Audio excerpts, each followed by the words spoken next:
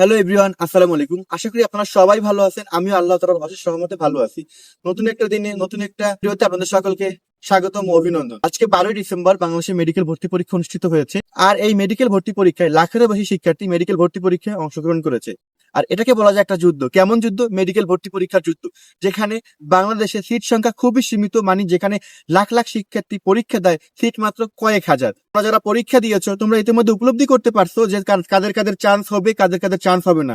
তো এই বিষয়টা নিয়ে মন খারাপ করা যাবে না। একটা পরীক্ষায় কখনোই তোমাকে মূল্যায়ন করতে পারে না। তোমার সামনে জীবনে আরো অনেক অনেক পরীক্ষা বাকি আছে।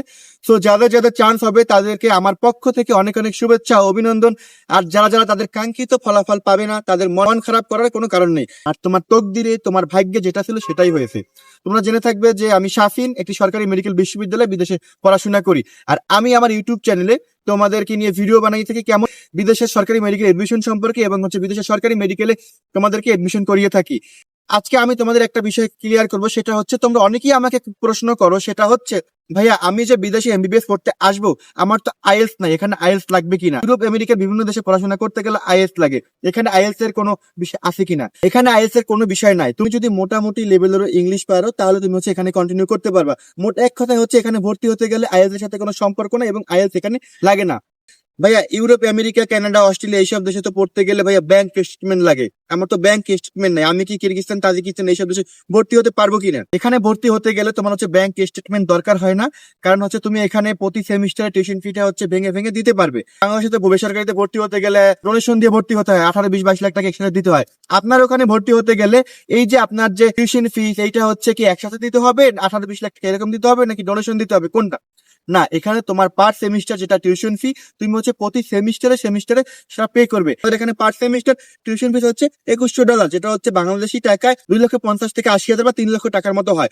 এখন প্রতি 6 মাস পর পর তুমি কিন্তু 3 লাখ বা 2.5 লাখ টাকা দেওয়ার সুযোগ পাচ্ছ, যেটা বাংলাদেশে সম্ভব না, কারণ বাংলাদেশে তোমার একসাথে দিতে হয়।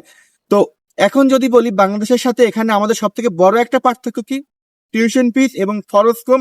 এবং বাংলাদেশে তুমি সরকারিতে চান্স না পেলে তুমি বেসরকারিতে পড়ার সুযোগ পাচ্ছ, বাট এখানে তুমি সরাসরি সরকারি মেডিকেলে ভর্তি হওয়ার সুযোগ পাচ্ছ, যেটা সব থেকে বড় একটা পার্থক্য। কারণ কেন? তুমি বেসরকারিতে পড়তেছো যে টাকা দিয়ে, তুমি তার থেকে কম খরচে কিন্তু বিদেশের একটা সরকারি নামি দামি ভার্সিটিতে মেডিকেলে পড়তে পারতেছো।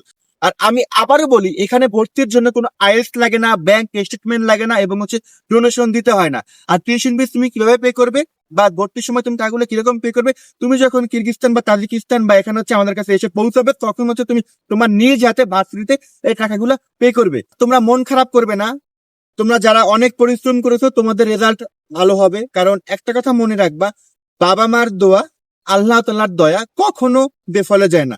যদি তোমাদের দেশের সরকারি মেডিকেলে চান্স না হয়, সেক্ষেত্রে তোমরা চাইলে আমার মাধ্যমে যোগাযোগ করে আমার মেডিকেলে বা আরো সরকারি মেডিকেল আছে, সেখানে আমার মাধ্যমে এডমিশন নিতে পারো, এবং তোমার যে ডাক্তার হওয়ার স্বপ্ন, সেই স্বপ্নটি তুমি পূরণ করতে পারো। তোমরা ইতিমধ্যে জেনে থাকবে আমাদের এখানে কিন্তু এডমিশন ইতিমধ্যে ওপেন হয়ে গেছে। তোমরা যারা যারা বিদেশের সরকারি মেডিকেলে ভর্তি হতে চাও, তোমরা চাইলে আমার সাথে যোগাযোগ করতে পারো। আমার ডিসক্রিপশন বক্সে দেয় আমার ফেসবুক আইডি লিঙ্ক এবং আমার হোয়াটসঅ্যাপ নাম্বারে যোগাযোগ করতে পারো। এবং বিদেশের এমবিবিএস সম্পর্কে, বিদেশের এমবিবিএস প্রসেস সম্পর্কে যে কোনো প্রয়োজনে যে কোনো বিষয় নিয়ে আমাকে হোয়াটসঅ্যাপে তোমরা প্রশ্ন করতে পারো।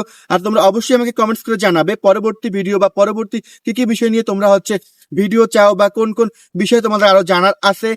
আর তোমরা যারা যারা এডমিশন নেবা, তোমরা খুব দ্রুত তোমার সার্টিফিকেট, মার্কশিট এবং তোমার পাসপোর্ট এবং তোমার এক কপি হোয়াইট ব্যাকগ্রাউন্ড পিকচার, তোমার ভ্যালিড জিমেইল, এগুলো আমাকে হোয়াটসঅ্যাপে পিডিএফ করে ডকুমেন্টস আকারে সেন্ড করবে, এবং তোমার যে কাঙ্ক্ষিত ডাক্তার হওয়ার স্বপ্ন সেটি তুমি পূরণ করো। আশা করি তোমরা আমার ভিডিওটা বুঝতে পারছো। আর তোমরা মন খারাপ করবে না, কারণ কেন? তোমরা যে জায়গায় ছিলে এক সময়, তোমরা আজকে মেডিকেল ভর্তি পরীক্ষা দিয়েছো, আমি আমার জীবনে একটা মেডিকেল ভর্তি পরীক্ষা দিয়েছি। এখন এই বিষয়টা নিয়ে মন খারাপ করা যাবে না। চান্স হতেও পারে, নাও হতে পারে। কারণ আমাকে দেখো, আমি একসময় মেডিকেল ভর্তি পরীক্ষা দিচ্ছি, আমি চান্স পাই না সরকারিতে। হ্যাঁ, বাংলাদেশে আমি বেসরকারিতে পড়তে পারতাম। আমার মনে হয়েছে বাংলাদেশের যে বেসরকারি মেডিকেল গুলো আছে, তার থেকে বিদেশের সরকারি মেডিকেল গুলো ভালো। এই জন্য কিন্তু আমার অ্যাব্রোডে আসা। আর তোমরা যাতে সঠিক ইনফরমেশন, সঠিক গাইডলাইন পাও, এই জন্য কিন্তু তোমাদের উদ্দেশ্যে আমার এই ভিডিওগুলো করা। কারণ অনেকে অনেক সময় অনেক ইনফরমেশন না জানার কারণে কিন্তু বিদেশের সরকারি মেডিকেলে ভর্তি হতে পারে না। আর যে কোনো প্রয়োজনে আমাকে নক করবে। আর সবাই ভালো থাকবা। নতুন কোনো ভিডিওতে আবার দেখা হবে। আর যাদের যাদের ডকুমেন্টস রেডি আছে, তারা আমাকে ডকুমেন্ট সেন্ড করো এবং তোমার এডমিশন লেটার কনফার্ম করো এবং তোমার ডাক্তার হওয়ার স্বপ্ন পূরণ করো। সবাই ভালো থাকবা। নতুন কোনো ভিডিওতে আবার দেখা হবে। আল্লাহ হাফেজ। আসসালামু আলাইকুম।